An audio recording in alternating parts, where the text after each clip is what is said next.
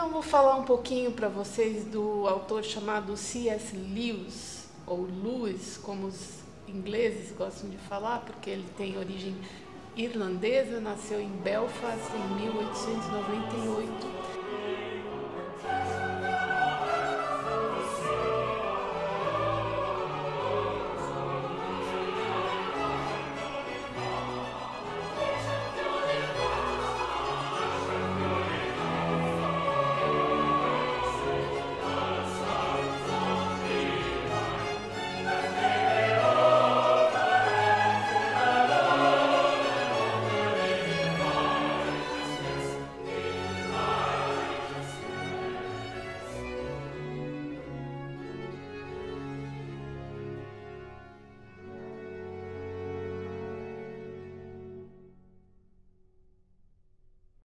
Nasceu em Belfast em 1898 e veio a falecer em Oxford em 1963. Esse ano comemoramos 120 anos, né? Enfim, e nós temos alguns momentos importantes na vida dele, como a infância, né? Principalmente o episódio da morte da mãe dele, quando ele tinha de 8 para 9 anos de idade. Ela veio a falecer de câncer, né? E ele já veio de um lar cristão. A mãe era filha de um pastor presbiteriano, o pai era anglicano e a família toda anglicana.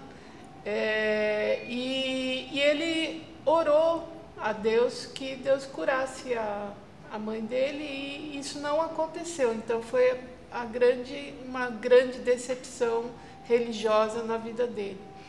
Mas depois aconteceram outras coisas, não foi o único motivo pelo qual ele acabou caindo no ateísmo, que foi principalmente a experiência escolar dele. Ele passou por várias escolas experimentais. Quando o pai perdeu a esposa, ele se desequilibrou emocionalmente e não se via capaz de cuidar da educação nem do Lewis nem do irmão mais velho dele, Warren.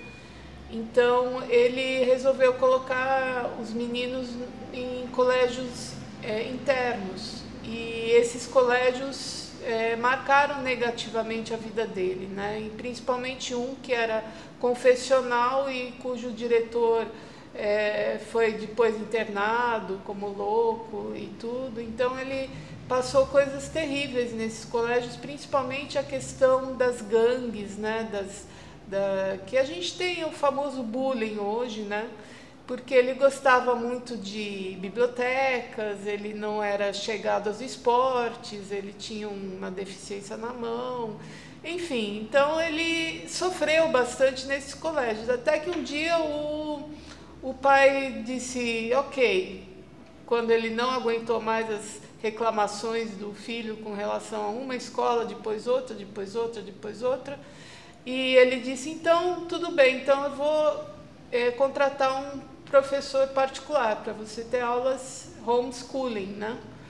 E era o professor que ele havia tido na infância, e ele tinha toda uma educação das artes liberais, né? Clássica, grego, hebraico, o trivium e o quadrivium. Então ele aprendeu com esse professor, que era ateu, aprendeu muitas coisas importantes, né, da cultura geral, e tanto que ele aprendeu tanto línguas e grego e os autores, os filósofos, que ele conseguiu entrar em Oxford para estudar. E foi nessa época mais ou menos que ele também já havia passado pelo ateísmo e estava de namoro com a antroposofia, né? Então ele entrou em Oxford, e assim que ele entrou em Oxford ele conheceu o Tolkien, e ele escreve no diário dele, olha, que interessante, hoje eu conheci um grupo de cristãos e que, pasmem, eles também são inteligentes. Então ele coloca isso como uma observação no diário. Aliás, os diários dele podem ser lidos até a conversão, e são muito interessantes de serem lidos porque é toda uma perspectiva de vida dele anterior à conversão dele.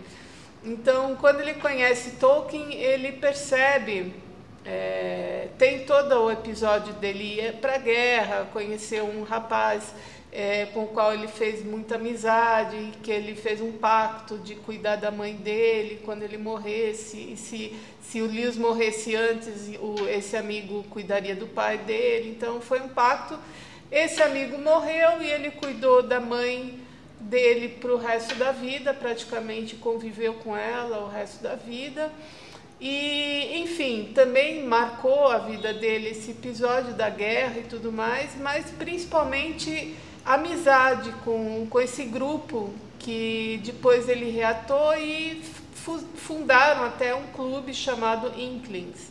Mas antes deles fundarem esse clube, ele teve uma conversa memorável com Tolkien, porque naquele meio tempo ele se deu conta de que não só ele tinha adquirido amizades de pessoas cristãs e tinha simpatizado com eles bastante, como ele se deu conta de que os livros de que ele gostava, no fundo, todos eles eram livros de autores cristãos. Então ele diz no diário: para onde eu fujo não tem jeito, quase não tem escapatória, porque Deus me persegue. Então ele diz que Deus é o grande caçador, ele é a caça, né? E, enfim, para todo lado que ele olhava, haviam cristãos, havia literatura cristã, e Chesterton principalmente, mas também George MacDonald, que foi um autor de contos infantis, que foi pastor presbiteriano também, e que o influenciou profundamente, tanto que ele tem uma antologia dedicada a George MacDonald. E ele diz que esse George MacDonald ele conheceu na adolescência, e esse George MacDonald, antes dele se converter, quando ele ainda era ateu, ele foi que batizou a imaginação dele. Então ele descobriu uma coisa muito importante, que é aquelas pessoas, até então ele tinha fugido de Deus, ele queria evitar ao máximo que Deus interferisse na vida dele. Então ele percebeu que aquelas pessoas que fecham as portas para Deus por algum trauma, alguma mágoa contra Deus, algum problema psicológico, enfim, elas fecham a sua mente racional para Deus, mas elas deixam uma porta dos fundos aberta. E essa porta dos fundos, depois Lewis descobriu que é joy, a imaginação. Joy, que é um termo técnico, virou termo técnico no linguajar louisiano, né?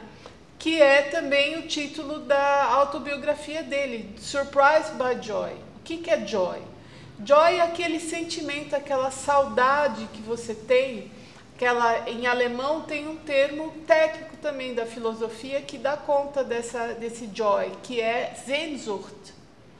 Sehnsucht, que é a saudade do brasileiro, né? É aquele sentimento que não se pode definir exatamente o que vem a ser, mas que é um afã, um desejo profundo por algo que, no fundo, nós não temos acesso, né?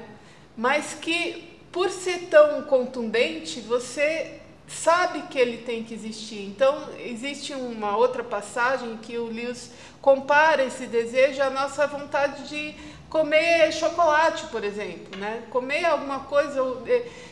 Ora, se existe a vontade de comer chocolate, então é porque chocolate existe. Nenhum índio que morou na Amazônia a vida toda vai ter desejo de chocolate.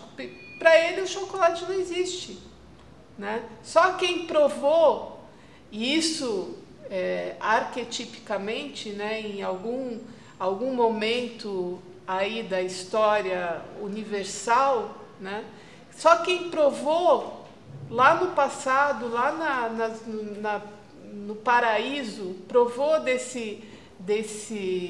dessa coisa pela qual nós temos afã e temos busca e desejo, é que pode ter esse desejo por essa coisa. Então, se nós temos um desejo por algo que vai além do aqui e agora, que é indescritível, que é intangível, que transcende tudo, então isso é sinal de que essa coisa tem que existir.